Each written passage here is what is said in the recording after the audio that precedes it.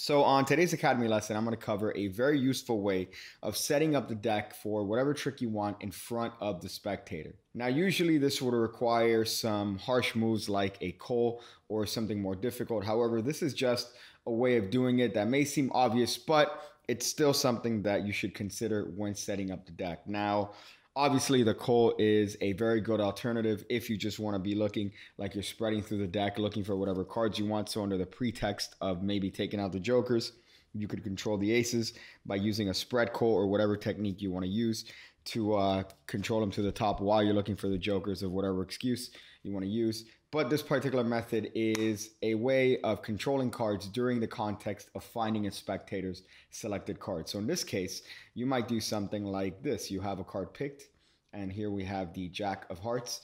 Of course, I don't know this yet, but I'm mixing up the cards in a very fair fashion.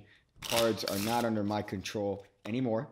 And I tell the spectator that to give me a couple options here. This is a little bit of a warm-up. So let's see if I could actually find their card. I'm going to go for this one. Maybe it's that one.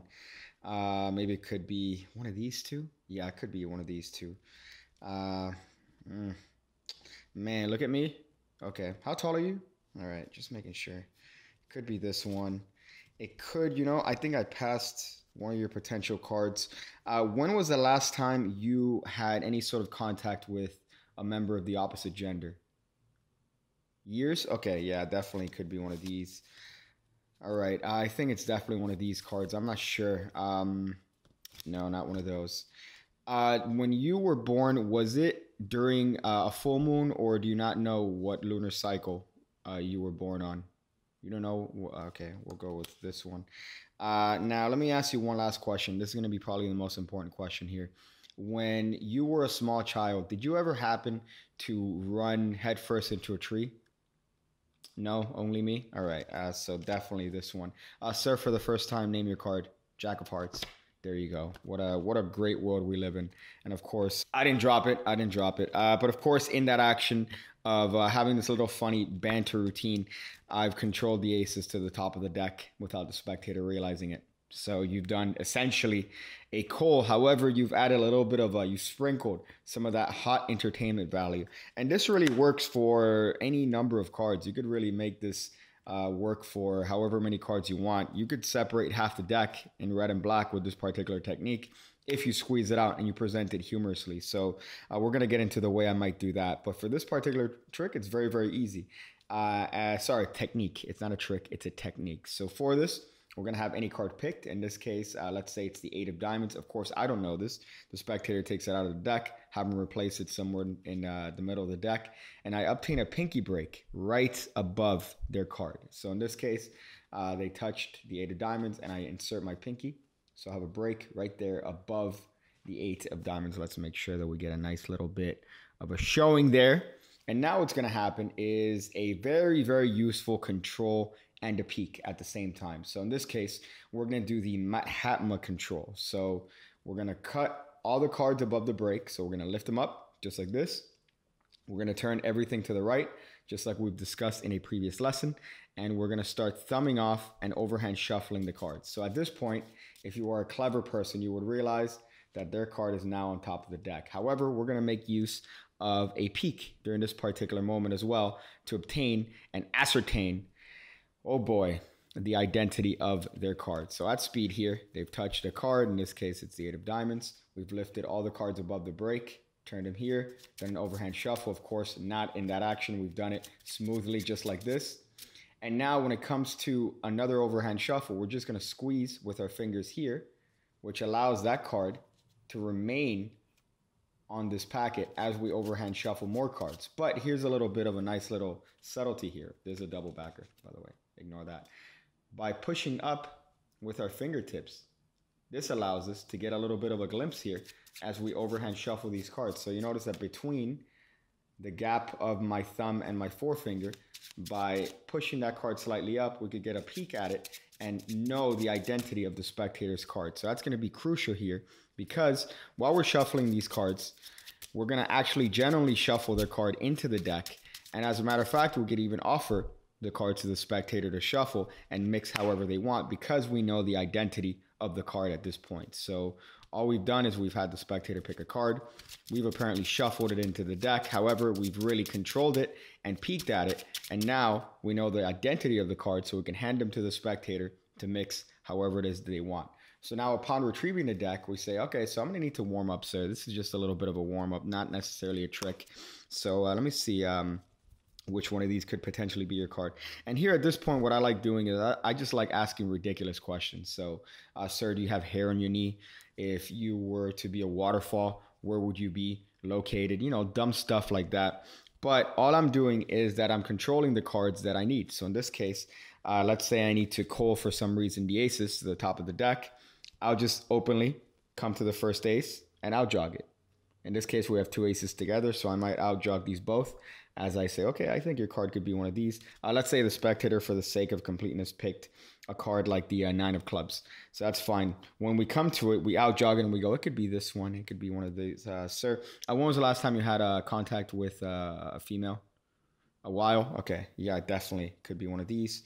And all I'm doing is that I'm just getting the cards that I need to control along with the card that was picked. Now, this is very similar to a technique by Gene Heegaard in Royal Road to Card Magic known as the open call. So he does a little bit more of a slight heavy sort of bit where he's doing somewhat of a call technique, but this has been applied to Magic by other magicians. More notably, Darwin Ortiz is a magician that has played around with this concept.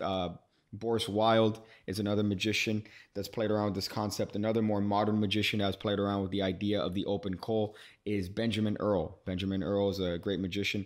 He's played with this concept as well. So it's been around in Magic, but the first iteration of what I saw as the open call was by Gene Heegaard in 2 books, actually, in Royal Road to Card Magic and Miracle Sleights, I believe. Miracle Sleights number 4. So those are just a little bit of crediting for this particular technique. But as you noticed, I just have their card and the cards that I need to call. I could easily take these cards out. And now I just pretend to be fishing for the cards. So I could say, okay, so I borrowed it down to these particular cards. It could really be any one of these. All I'm doing is just keeping track of their card, which is very easy because it's the one that stands out. You see this? So now I could very easily just say, okay, so sir, how tall are you? No? Okay. Were you born in a warm month? No? Okay. This is down to 2 cards here. This is going to be very, very important. Sir, I want you to just think about this thoroughly as I ask it to you. Is your mom a Pisces? No? What is she? She's fine. That's what she is. Yeah, so it's definitely this one. Sir, for the first time, name your card. That's what I thought. 9 of clubs. What a good warm-up. Now I'm ready. Now I'm ready to start my Magic set here. So here now, obviously the aces are controlled to the top. So that is just a way of doing an open call. So now whatever cards I need are on top of the deck or where they need to be. So in this case, this works with any particular trick. It doesn't have to be the aces. It could be any setup you want. So let's say you need the odd cards controlled. Let's, for the sake of completeness, let's say you need the chord cards. Very easily, you could say, all right, so sir, how many chances are you going to give me to find your card? How many chances? How about we do this? Let's see which one could be your card. How about this one? It could be this one. It could be this one. It could be this one. It could be this one. It could be this one. It could be this one. This one, yeah, this one too. That one. For the sake of completeness, their card is a 9 of hearts, by the way. So this one right here could be one of these. Could be one of these. Could be one of these. Could be any one of these. Oh boy. Oh man. This is. You know, card magic is a lot harder than it used to be back in my day. Man, you know what? We'll go with these. I think it's one of these for sure. Sir, were you born in an odd month? Yeah. Okay, for sure. It's this one. 9 of hearts. That's what I thought. Thank you. And of course, in that action, guess what? I've controlled all the court cards to the top of the deck. Just like that. So it's really dependent on your performance style. It's dependent on how you really want to play this. However, as far as the actual technique itself, it's very, very simple. You just get the cards that you need and you put them where you need it. In the context of having the spectator's card be known to you through the process of trying to gauge their reactions or whatever. This is very useful as well for table because when you come to the cards that could potentially be the card, you just slap them on the table. So let's say you need to call all the red cards. So you could just very easily just say, okay, just look at me. Just look at me. For the sake of, by the way, here, let's say the spectator's card is the 7 of clubs. So you, on the table, you would slap the cards. You say, okay, so it could be one of these. Could be one of these. Could be this one. Could be this one. Could be this one. And of course, the joke here being that you've taken about 1,000 cards to the table. So of course, any one of those could be their card. But it's still going to be impressive when you narrow it down to their card. So right now, I'm just placing their card on what would be the table. So I'm just taking out all the red cards, dropping on a table. It could be one of these, could be one of these, could be this one, could be this one, could be this one. And when I get to the spectator's card, in this case, the 9 of hearts, just simply drop that on the table as well, along with the group. You know what the card is, so you'll be able to pick it out later. So all I'm dropping is making a joke saying could be one of these, could be one of these, could be one of these. This also works extremely well if you need to call out an entire suit. So if you need to call out an entire suit and order it, guess what? You could take out the suit and then be like, nope, it's not this one. Getting the 8 of spades to the top. Nope, I don't think it's this one. Getting the 2 of spades. Nope, not this one. Getting the 3 of spades, 4 of spades to the top. So you see how you could actually control the cards and order them in whatever way you want. So in this particular example, I've dropped all the red cards on what would be the table. However, for me, it was the floor. So now I know the spectator's card is a 9 of hearts. So I could just very easily right now just drop the rest of these cards on this pile, right, which is the reject pile. As I say, nope, no, it's not any of these. Definitely not any of those. What year were you born? Oh, man, that's a long time ago. Not any of these. Of course, I'm just keeping track of their card, the 9 of hearts. When was the last time that you had a chicken, sir? No? Okay, not any of these. And are you particularly partial towards flowers? Yeah, okay. Definitely one of these two. And let me ask you one last question, sir. If you were to be a particular type of tree, what tree would you be? Okay, that tells me you picked the 9 of hearts.